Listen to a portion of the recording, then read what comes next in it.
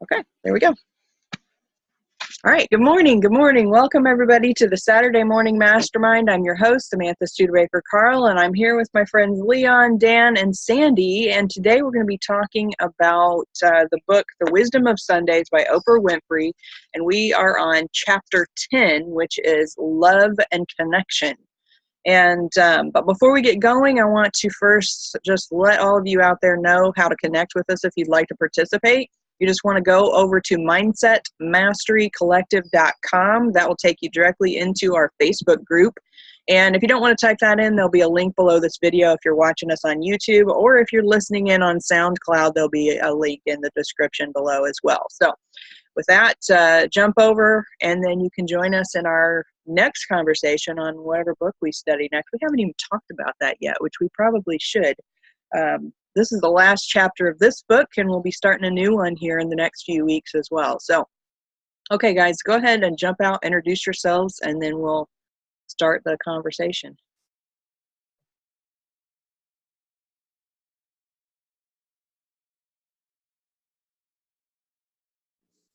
Good morning. I'll start. Sandy Root here in sunny Miami Beach. Good morning. Good to be here. Looking forward to this discussion.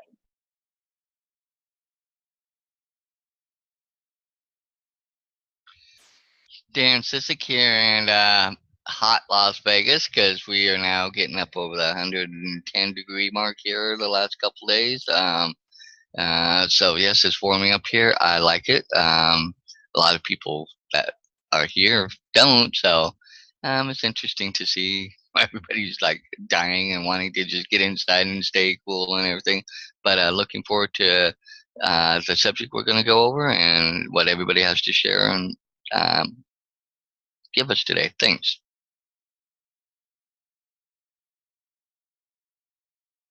I'm Leah Alexander. I've been living in Tucson, Arizona for the past 10 years.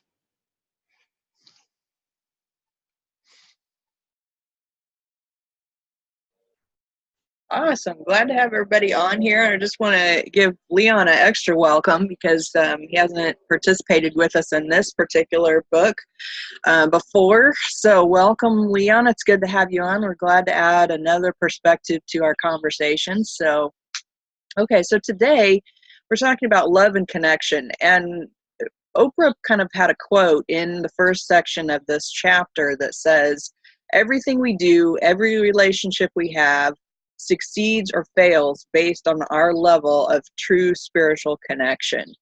And, you know, I thought back over some of my previous not many previous relationships, because I've been in one with my husband for like forever.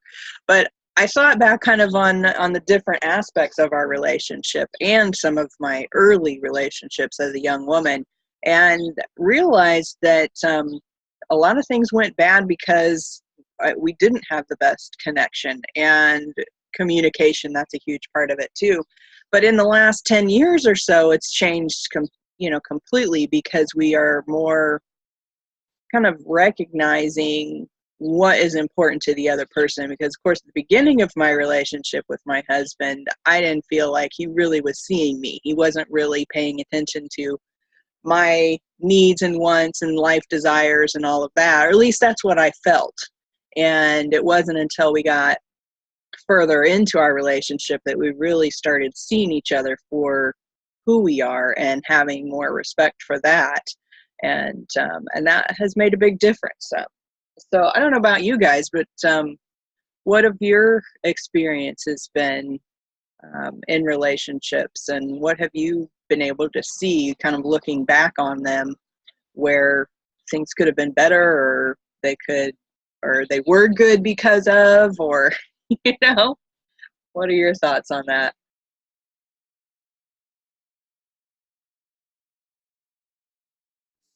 I was just reading this part from President Jimmy Carter here, and it was reminding me of some things. The secret to long marriage is she was the right person, and we decided fairly early in our life to give each other plenty of space.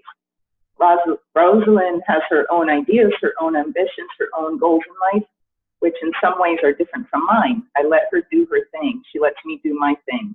And we try try to resolve our inevitable and fairly frequent differences before we go to bed at night. And as you're asking the question about what we've seen from relationships in the past or stuff like that, like this quote reminded me of times where, I guess in relationship, you try to mesh and make it like you want to have the same vision and the same everything, but that doesn't work, because two different people coming together, there's always going to be differences and inevitable differences coming up. Like Jimmy Carter says, to really being honoring someone's differences and letting them live their life too. And I think that's something that has been difficult for me, but something I'm seeing that would make relationships better for me is like really honoring someone else's path and letting them do what they're doing, and I'm continuing to do what I'm doing. And it doesn't have to be like creating all this disharmony. It can actually make it stronger if you're honoring each other's differences, I think. So that's something I've been learning over the years too, is really not letting a relationship change me or overtake me to the point where I'm so like lose myself in it. I think that's something that happens to a lot of people, like they almost lose themselves, and that's something I felt that I would do a lot. Like I'd be so involved in their life and their views and blah blah blah that I'd almost like, you know, months or years down the road, like what happened to me? Where am I? You know. So I think it's important to really continue to be yourself in relationship and not have to bend to what the other person's doing, and really standing in your power throughout it as well, because we're all different, and to honor each other's differences.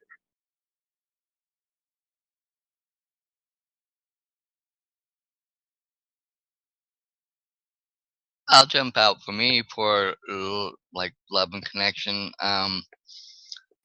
that's kind of in a weird one for me, because of my background, having been abused by my real parents, my real mom and stepdad, but then having my grandmother and grandfather be the people during that time, be the people I looked to for as much safety, comfort, um, the love I needed, and so therefore the relationship between me and my grandmother became, the focal point and the most important one to me. And when she passed, that kind of really affected me, because since that time, even though I know my family loves me, and even though I've got friends that love me and stuff, I've never felt that connection that I had, like I had with my grandmother, with anybody. So I've been kind of, I don't feel that same value I had through her, and have that person I can just really go to with no matter what, anything and everything, and and stuff like that. And the only one that's closest to that is my aunt, but it's not even on the same level. And it's been hard for me, because I feel like I don't feel like anybody really gets me in that sense, and that there's that person that I can just truly just be, that open with. So I stay very guarded on a lot of things, and I don't open up about a lot of things. So in that sense, that's been, the one thing that I've been missing big time in my life, is that real sense of somebody that, I can just really lean on when I really need to lean on somebody. And I feel like I just lean on myself a lot. And so, that's kind of where I see it, and where it's important. We need that. We need that kind of, support, and something there that helps prop us back up and put us back, and help us see ourselves through other eyes than what we see ourselves, I guess. That's kind of what I'm looking at.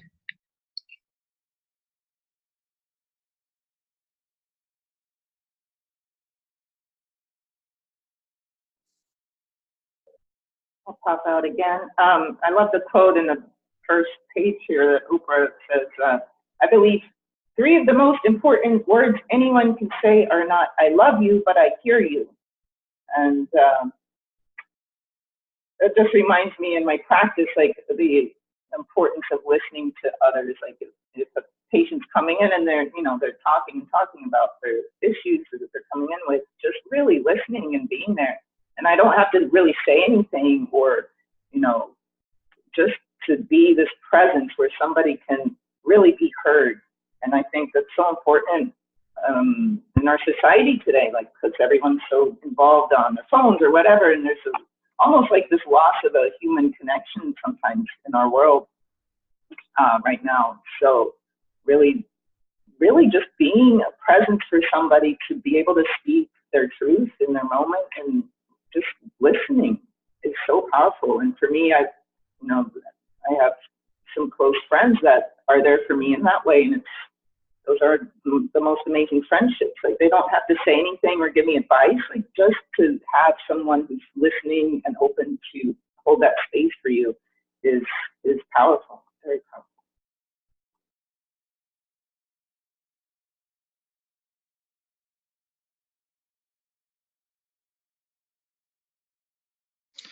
It's to me, it's really interesting that we're talking about relationships. Sometimes, Dan and myself, we actually post in a group that I started, and we talk about relationships, and a lot of times I'll be telling different things about my stories and of my own experience. But I don't do it because I want people to know about me. I'm really, posting in the group because I'm trying to talk about a lesson that I learned. So, and that's what I really try to focus on. I have not read the book that you guys are talking about, but the books that I have read, where I was reading Napoleon Hill, and he was talking in the book called The Laws of Success in 16 Lessons. The only thing that I can kind of relate what you guys are talking about to, from reading what he was talking about, he was talking about mind chemistry, so the mastermind, and the connection that you develop when you have a group of people that you're connecting with. And I just believe, from my personal, not really energy or spiritual connection, that when you don't have that connection and that mastermind connection, it's going to be it's always some kind of breaking point if you're not connecting on the topic. But does that mean that you don't have a mind connection on other things? No. But you have to discipline yourself and know, what kind of relationship do I have with this person? Do I really want this person to what level of relationship do I want them to have? Is it a personal one? Is it intimate? Is it just an acquaintance? You need to have these kinds of boundaries, because I don't want someone else to influence my decisions in a negative way. I need to have the relationship be healthy, love, peace, and happiness. And if I find that this person is weak in a certain area, in order for me to protect myself, I need to not, especially if I have a hard time and it's challenging in that area, I need to protect myself because of the love I have for myself, and not let their mind or energy influence me. That way I can still protect myself and better my life and my growth.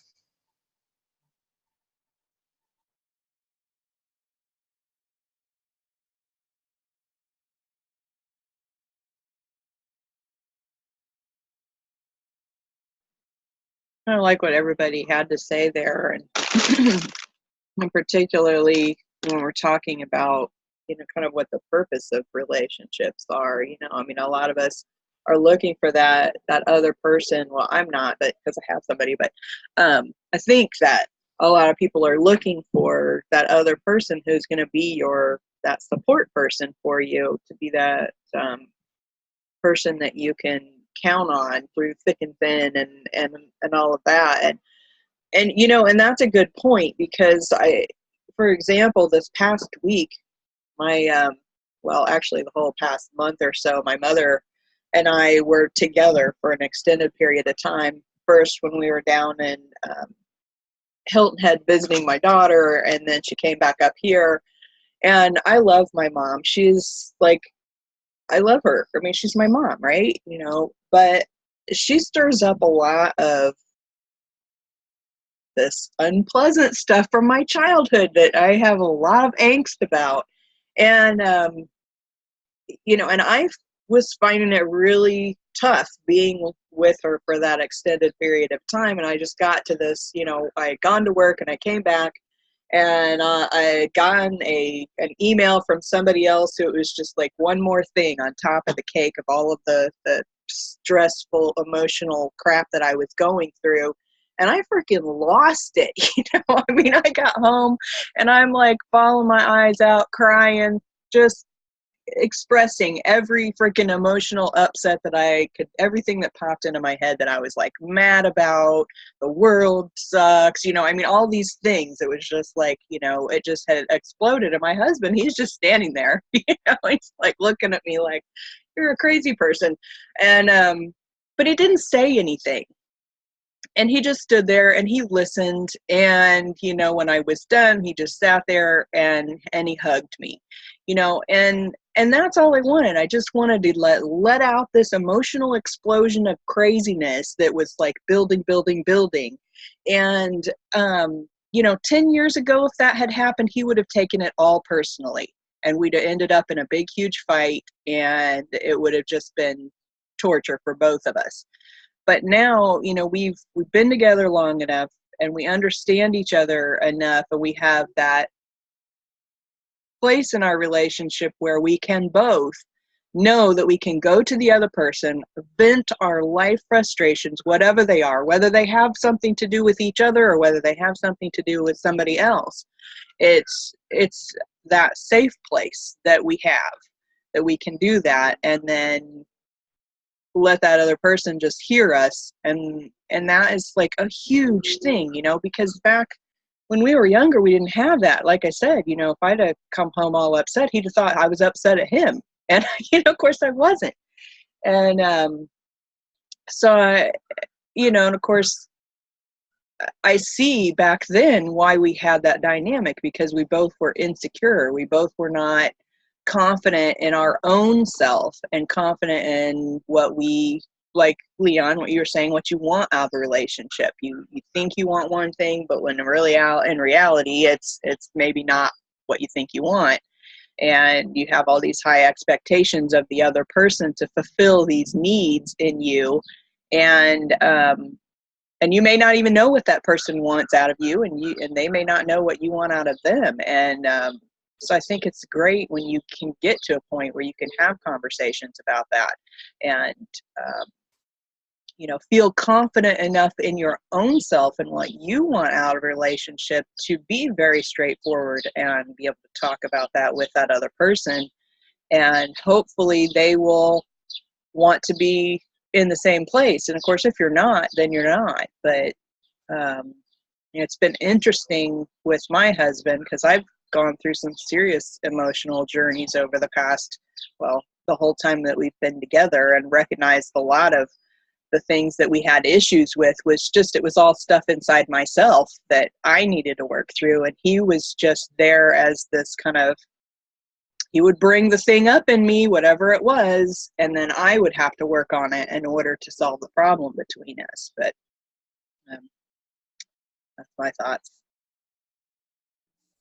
Yeah, I love what you're saying, because it's so true. Like looking at relationships that have been difficult, or with my mom too. It's like that she just makes me crazy sometimes.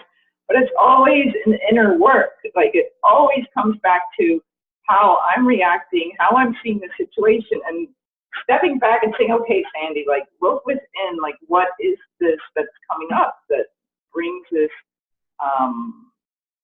whatever angst, and it's once you change either the way you're looking at it or the way you're responding in the situation or reacting, it changes that whole relationship too, in a way. It's always such a learning process with my mother. It's like constant like awareness, constant every second, like being super aware.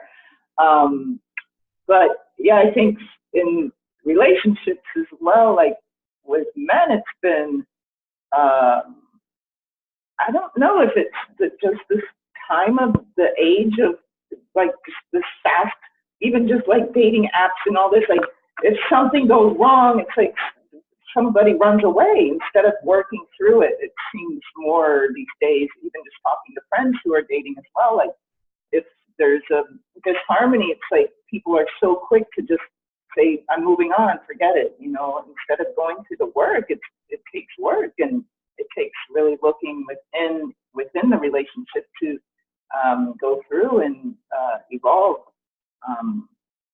So yeah, I'm struggling with finding, you know, a relationship that it can grow and stick around, and you know, because it's just like this fast thing too that's become fast in our society too. Like if something goes wrong, run away, and it's like, you find someone to grow with and evolve with, and so yeah, it all starts within.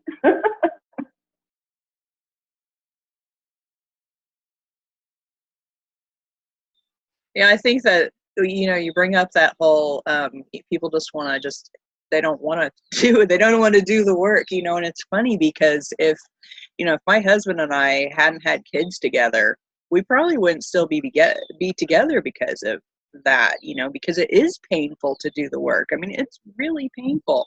And you know, because I was sitting there, like you said, really trying to pay attention, figure out what it was that was coming up with me when I was with my mom. And I can tell you for sure, without a shadow of a doubt, that, you know, there was a lot of days where I just wanted to walk away and not have any more part of it. I just want to be done. And you know, and if she hadn't have been here with a flight flying out on a certain day, you know, you know, if she'd had a car to drive back home, she probably would have left too sooner, just because it's painful. And so I can only imagine how difficult it is in this day and age with everything has got to be so fast, and we want that instant gratification without doing any work to get it, you know. And we see that in every aspect of every part of everyone's lives, is, you know, we want that instant money, and we want that instant happiness, and we want instant everything, instant coffee, and you know.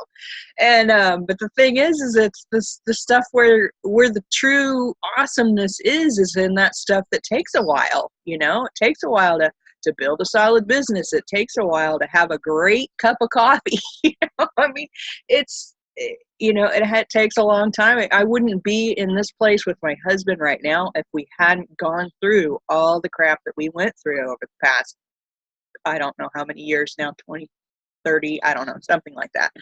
So, I mean, I just, it's like in the last book that we studied, The Slight Edge. That's where the difference is. It's that little stuff you do over a long period of time that creates the greatest rewards or the greatest disappointments, depending on which side of the curve you're on. But yeah.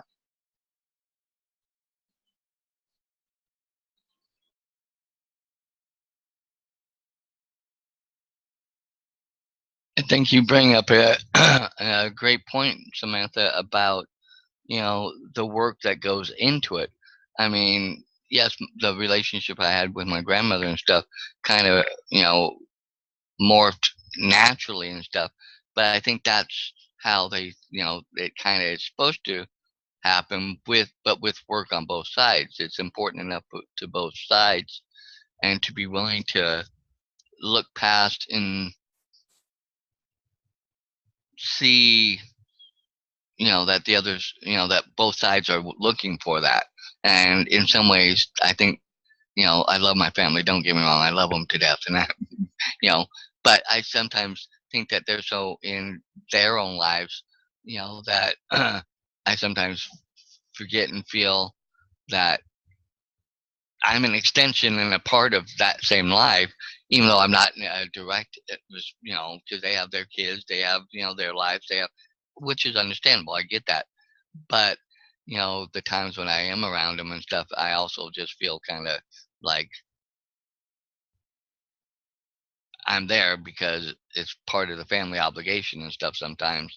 And that, or I can help and do with this and do with that and stuff because I'm willing, and because I'm willing to do that because I really want to be there and be with my family, that type of thing, and to be able to share some of what's going on. But I think when I share, it's just kind of like,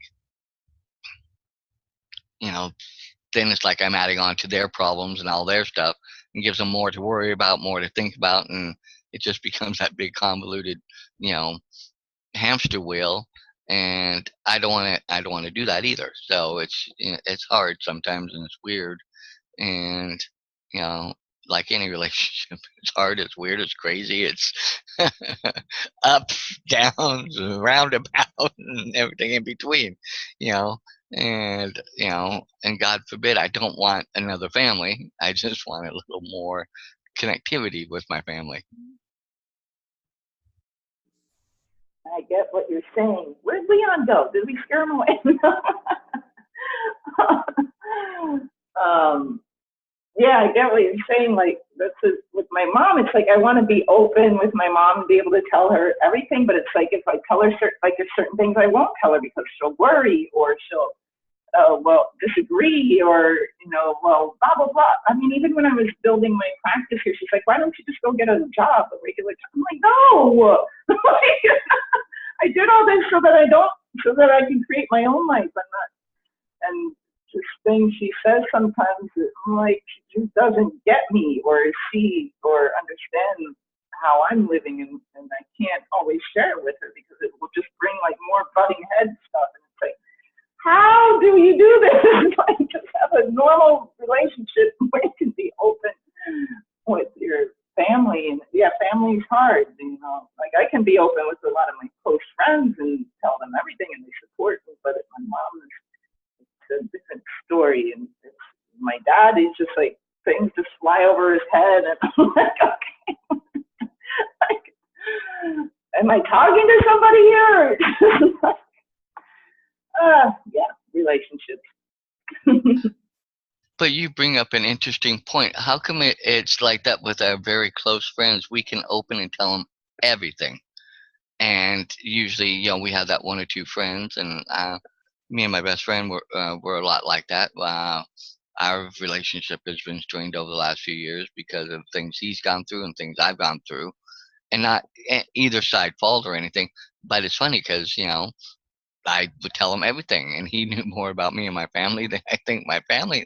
But it's how come that happens? Why can't we be that open and transparent within our own families to have that where it really should be? Or at least I believe in my mind's eye, that's where it really should be and should stem from and come from. you know, and then you add the outside people as the additional parts that, fill in. But it's just funny how in our society, it's not like that. I guess So, I mean, some people have really supportive family members who, they can tell everything, and it depends. I mean, I know my parents are very closed in a lot of ways. They're not as open-minded as me or free-spirited as me, so it's just like this. They don't get my spirit really, like that. I'm just like this hummingbird that do all these things. They're more, closed to things. So I guess it just depends. I mean, I know there's families out there who have great support and can tell each other everything. But yeah, different for everybody, I guess.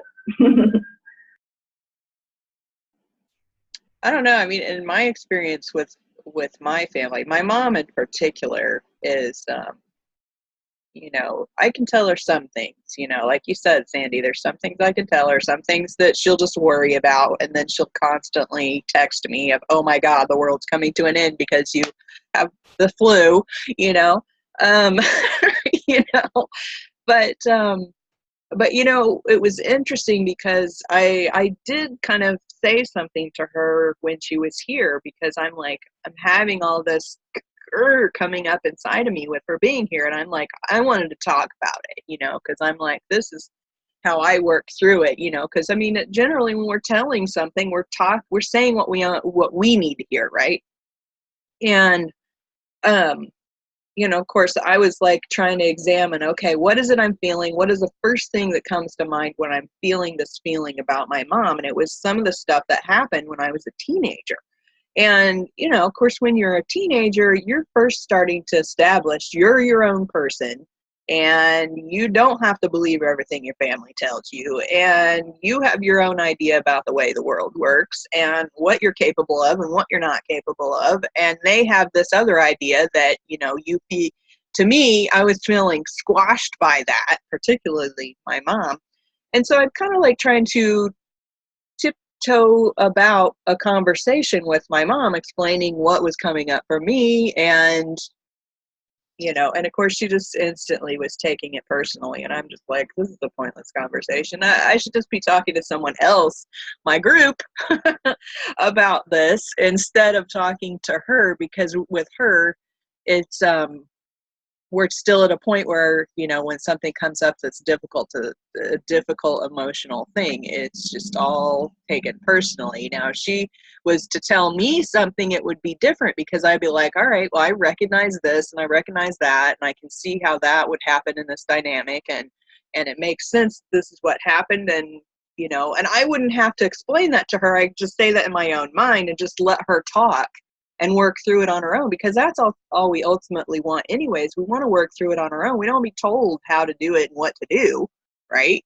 And I think that's kind of where it is with our friends. It's different, because we can talk about 90% of the things that happen in our lives with our friends that they weren't necessarily involved in, so they don't take it personally. You can vent and scream and yell and be mad and bring all of this anger up, and they just listen. And, sure, now some friends will be like, well, you need to do da-da-da-da-da-da-da and da-da-da-da-da-da because you ought to be blah, blah, blah, blah, blah. You should be, and, and you get too much of that, and you're just like, oh, God, okay, I've heard enough from you, And, but I think a lot of times our friends, they don't take it personally. And so then that's where that comfort area is. That's what I think anyway. And, because I had that with my good friend, and, of course she's moved to Florida, and so I don't get to see her as much as I did.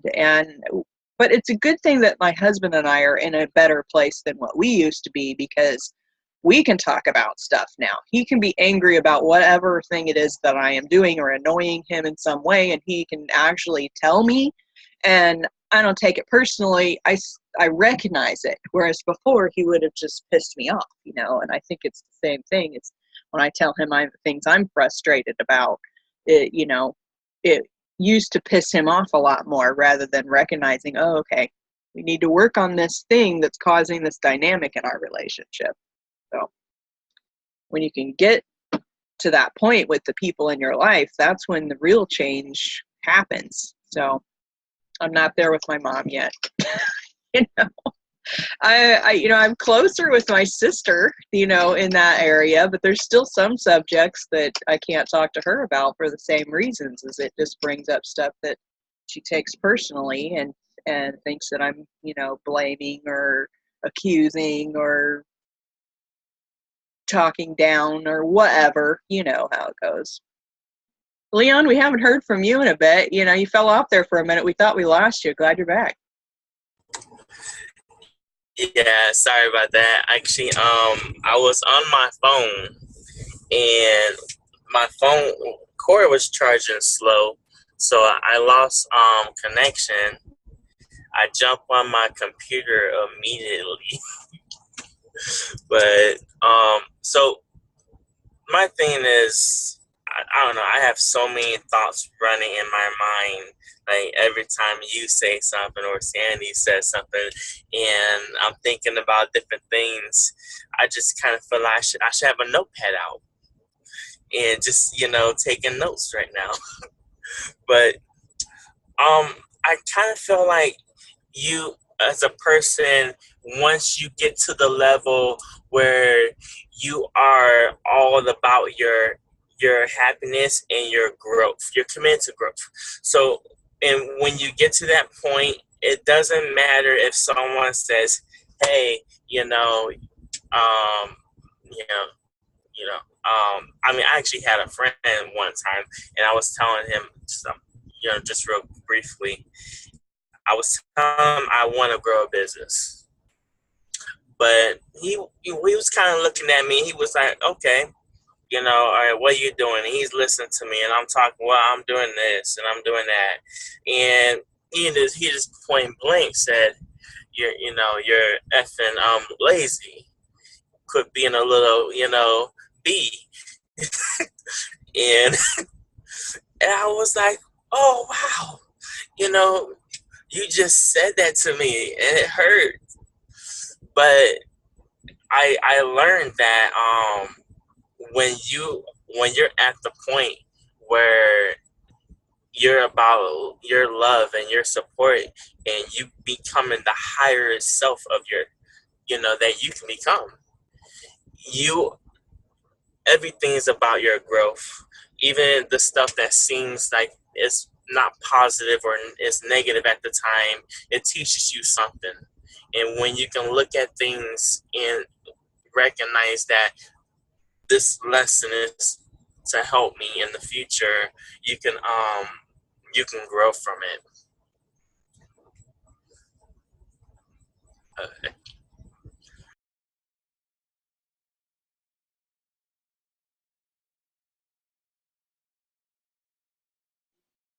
I so agree with that.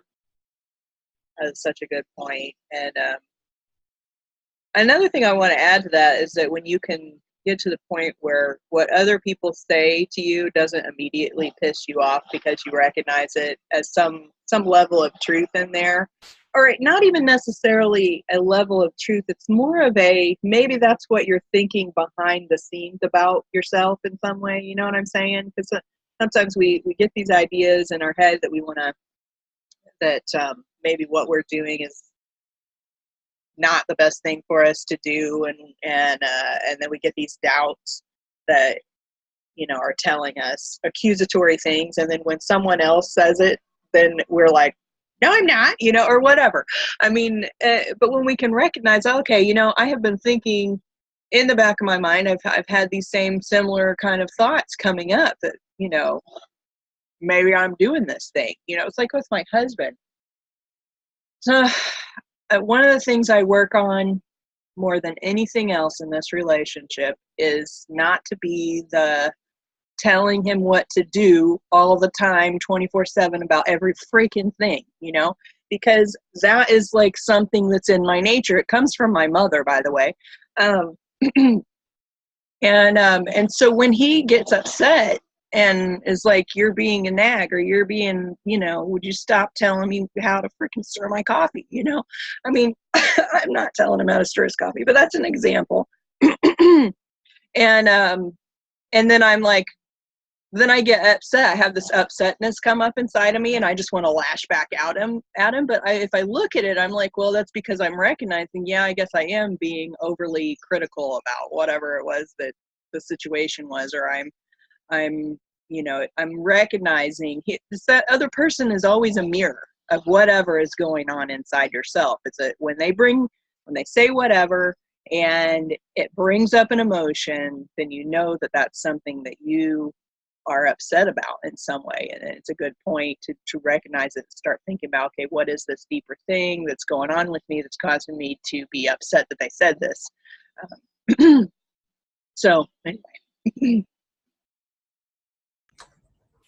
Can I ask you, do you think that your inner spirit is just you're really like a helpful person. You have a beautiful heart, and you're just not really. He's taking it as nagging, but you're really just trying. That mother inside of you is just coming out. I think it's a number of different things, and sometimes it's just that I am reacting instead of thinking things through. I'm just having this immediate reaction, and because when I am,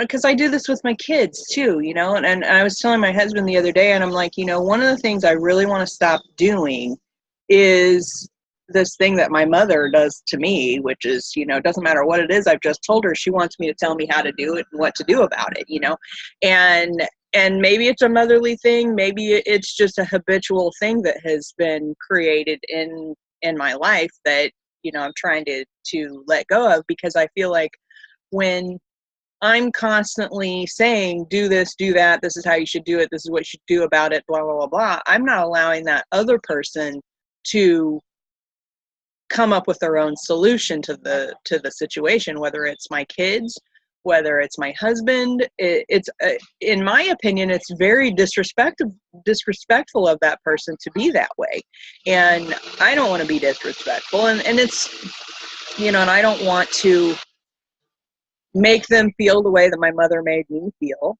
And, so when I recognize that that's what I'm doing, then I'm recognizing that I'm not really seeing that person. I'm not really hearing that person.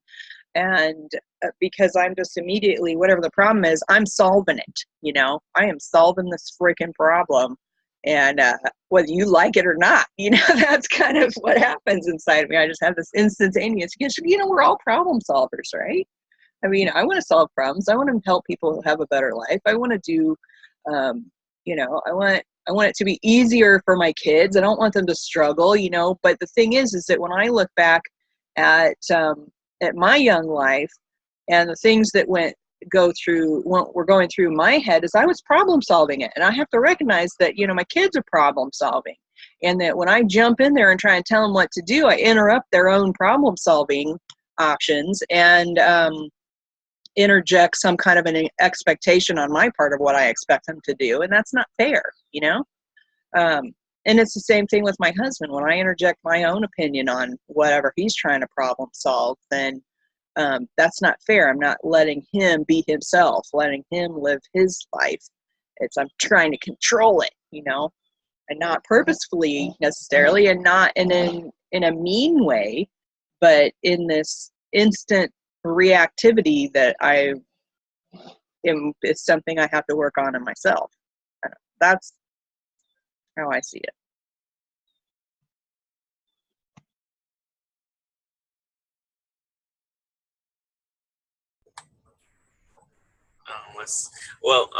Maybe using the word suggestion, that would help. Like when you're communicating, ease the tension. Where you don't want to cut yourself off. You still want to express yourself, because that's what we do. We communicate and we express ourselves. But the way you do it, this is my suggestion versus, hey, do it this way.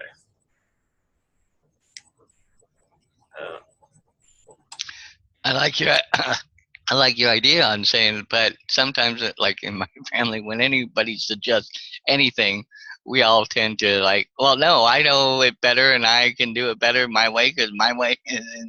We tend to get in that cycle where, especially if my mom suggests anything to any of us, we're all like, no, mom, no, because she always has her point of view.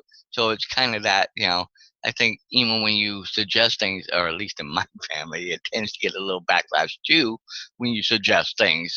When well, let me, and so that's the other dynamic. Sometimes, like in my family, sometimes suggestions are not well received either. You got to kind of just, we have to guide each other to think that we thought of it ourselves, so to speak. You know, which is weird because, you know, ultimately we are taking a suggestion. It's just we're trying to make it sound like we did it, and that's, you know, just one of my weird family dynamics, like I said. But, you know, I don't know if anybody else's family is like that, but mine gets to be like that at times. So it's kind of hard sometimes when you want to help and you want to give them help and you want to give suggestions, and you kind of get talked over, or things like that in that essence, sometimes. And so you just kind of don't ever throw a whole lot out there. So that's another dynamic. Oh, go ahead, Sandy. Sorry. When my son was younger, he was like, I don't know, somewhere between 9 and 13, maybe younger. He would debate everything I said. Everything. It doesn't matter what it was. He would ask me a question. I would give him an answer, and he would come up with a whole different thing and then I'd be like, why are you even asking me? And and so that would create a lot of headbutting with us, because it wasn't until I realized that his whole thought processes were exactly the way that I think, and the way that I process, and the way that I problem solve, and all of that kind of thing. And when I recognized that, when I saw him, if you will, when I heard him for who he was, all of that difficulty fell away, because I was able to recognize him for who he was and allow for that to be a part of our relationship. Because I think that a lot of times when we immediately react and tell people what to do, is we're not allowing them to be themselves and be the person that they're capable of. Now, nowadays, I struggle with having that immediate reaction of what, just like instantaneously telling you what I want you to do or what I think you should do. But I am working on, my goal is to, instead of immediately react with whatever it is I think should happen, is to instead ask them what they think should happen, and then wait for them to express something or ask me specifically, what do you think? Is it allow that person to be themselves, to come up with their own solution and ask for my advice, versus me just instantaneously giving it before I even let you tell me the rest of your thought process, because that's what I feel like. I think that's kind of what this whole, a good portion of what this chapter is talking about, is that connecting with that person by seeing them who they fully are and what they're fully capable of, and allowing for that before we instantaneously solutionize their life. I don't know, that's not even a word, but I don't know. That's kind of my thought on it, and that's what I work on every day, because I recognize that I have this tendency to just tell everybody what to do, and God love me. I don't know. I think personally that when people are going through things that they're really, they're not trying to take things out on you. They're just they're trying to go through the process of either, well, I take that back. Everyone's not trying to go through the process of bettering themselves, but they're either running from who they are, or they're trying to go through the process of learning who they are. And the people that are, you're lashing out because you're trying to suggest something to them, maybe you're suggesting something that they don't even want to solve, or something they don't even want to acknowledge. but you're bringing it out of them, and they see it and they're like, oh no, I don't want to deal with this. or they're dealing with something and they, don't know how to deal with their emotions. And, it can be a lot of different aspects of what's going on. But, we can't take that personally.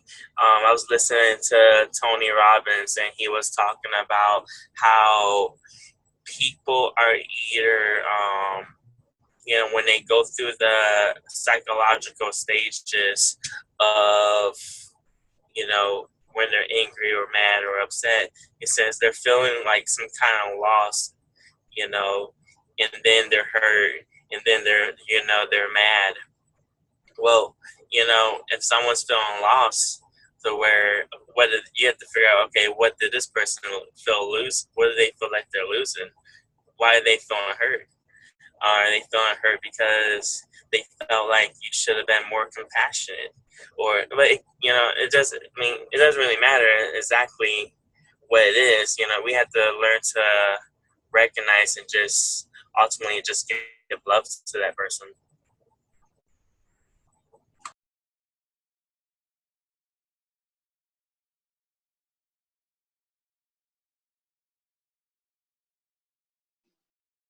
So true, Leon, and I think about my mom, a lot because of the stuff that she brings up in me. And that whole aspect of giving them love, there has been so many times that we've talked about that in our discussions over the years of sometimes that's the best thing that you can do for that person, because maybe they're not working on themselves, maybe they are struggling a lot in their life, and you're like seeing the big picture of their situation, and you want to tell them how to fix it, but yet they're not hearing because they're not even they're not in the right place to hear you. And sometimes the best thing to do is literally just to send them love and listen, and that can be a huge thing, is just to be there for them, without giving advice, without trying to solve their problem that they're struggling with, even if they're not working on it, and if they are working on it, great, because then you know that they're doing something. But I know how hard it is to watch people struggle with stuff, and they just keep struggling with it over and over and over and over and over again, and it's so painful to watch, knowing what yourself of how you can work on that, and it's hard, but I still feel like even when that's the case, the best thing you can do is send them love. And there's been a lot of times, and I know I've talked a lot today, and I apologize for dominating the conversation, but these are things that are coming up for me. But with my husband, there's been a lot of times where I've been working on my personal development, and he's not. He doesn't read these books, he doesn't have these discussions, and but the dynamics of our entire relationship have changed because of the work that I'm doing. And a lot of times when I feel like we are struggling with something, that's what I begin working on. It's just sending him love and understanding and compassion for the things that he's going through. And just by doing that, it changes everything. It changes everything. So that's something to kind of send out there into the world for those of you who are in tough relationships right now. And I apologize for I don't know what's going on over there, cutting something down, I guess, but but for those of you who are out there struggling in your own relationships, and you're working and you're wishing that other person would just work on themselves too, stop worrying about what what they are not or what they are doing, and just send them love. Send them love and listen to them, and then work on yourself on the things that come up, and it changes everything. So that's kind of my final thoughts on that. What's everybody else's final thoughts on the love and connection? And we'll wrap up for today because we're at the top of the hour. It's interesting as you guys are talking. I've never been one to give people advice. Like, I'm more just an observer and a person who's there to just be there. If somebody's going through something, I'm more just observe and let them go through. It seems like, I guess a lot of people are more used to wanting to tell people what to do or give advice right away. And I never really give advice to friends or anyone unless they ask me.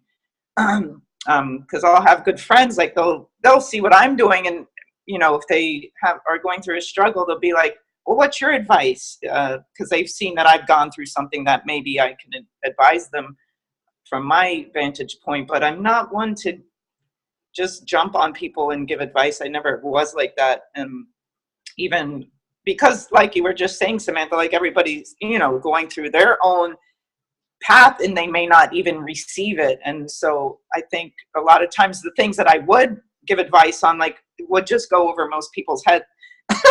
Because I'm always working on myself, and I'm always listening to self-improvement, personal development stuff, and reading stuff that most people don't do. And so it's just, even with my mom, when I go to her house, it's like I'm in her world and I can't really be myself and open up. But the time she came to visit me here, it was like she stepped into my world and would actually sort of hear what I had to say. And I did offer her a little bit of advice, like based on law of attraction, just to see, okay, let me try and see if she's open and receptive. But she was just like, what?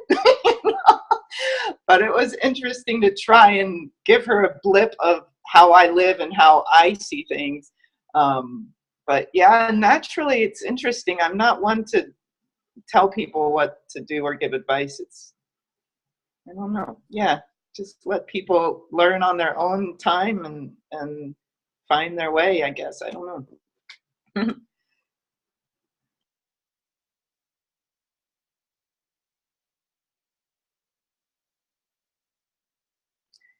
Good discussion. Ciao. No, I'll throw out my bit. I think it's just one of those continuing journeys that we, all are on, and, part of the process of learning more about ourselves and what we're about, and, learning how to communicate and communicate effectively, and just learn dynamics between how, the difference between people, because we are all different, and just, going forward and still loving them, like Leon said, still just loving them, and, not taking it so personal, and realizing that, it's part of who they are and we're who we are. It's just that, that dance that we do, with everybody, just like in work and, life and friends and stuff. We have to learn how, to, you know, go down that path, and what's the best route to take. And sometimes it's a little more difficult than other times, and sometimes it's just seems to flow. So that's my last little bit.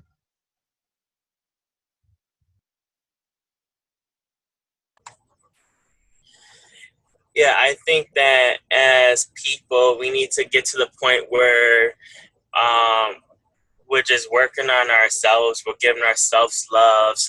I don't feel the need no more to control anyone else, or to um, predict how their life should turn out, or how should they act. Should they be losing weight? Should they not be losing weight? Should they be eating healthy or not?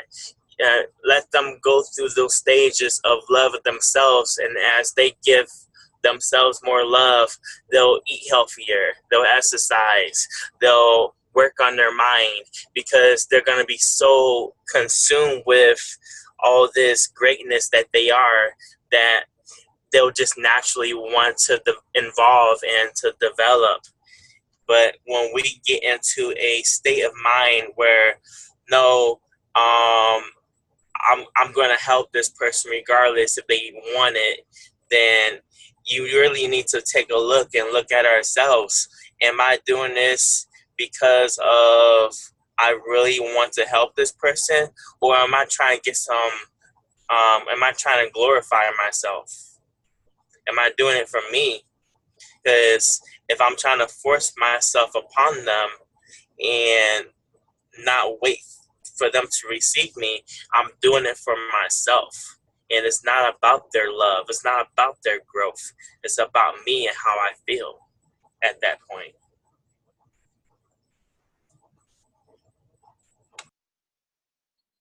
Yeah, that's a great point, Leon. And you know, one thing I have recognized in myself on that aspect is that, you know, when I'm telling my kids what to do, it's because I have fear for them, that they're going to go through some of these struggles that my husband and I have been through. And you know, with my husband, it's usually nothing of any major importance. It's stupid stuff, you know, it's stupid household related things that I'm trying to tell him what to do. And it's just habitual baloney. But he'll tell me when I'm doing it too much, and then I'll be like, "Oh, sorry." You know? But we're, you know, with him, it's just this, you know, I just got to stop. So, but yeah, like you said, it is. It's always something going on inside of ourselves, and I know, I feel like we also have to ask ourselves, you know, what is it that we ultimately want out of this relationship? You know, and for my kids, I want them to be, you know, grow up and have great life experiences, and and I don't want them to struggle, but yet I know that the struggle is what helps us to learn, and I have to allow for that. And that's a huge thing. And the more that I just allow for that, then I think the better relationship that we're going to have too. And not that I have a poor relationship with them right now. Both my kids, I have great relationships, and and my kids are doing really well too. I mean, my son, he's going to be, what year is this? This is 2018. He's going to be 23 this year, and he just got bumped up to a supervisor position for AAA, where he's going to be supervising like a bunch of AAA tow truck drivers, and he just started there less than a year ago. So it's pretty amazing. You know, so my kids are doing pretty awesome. I mean, you know, there's some things they're struggling with, just like the rest of us. But anyway, I just had to brag about my son because he just got that promotion. Okay, guys, have an awesome, amazing week. And for those of you who are watching, please like this video, subscribe to our channel, jump over to mindsetmasterycollective.com. That's our Facebook group. And then you can participate with us too. And we're going to be picking a new book here pretty soon, because this is the last chapter of this one, and we hadn't even started thinking about a next book yet. So we've got some work to do before our next Saturday Mastermind. But all right, guys, have a great weekend, and we'll see you next week or next time.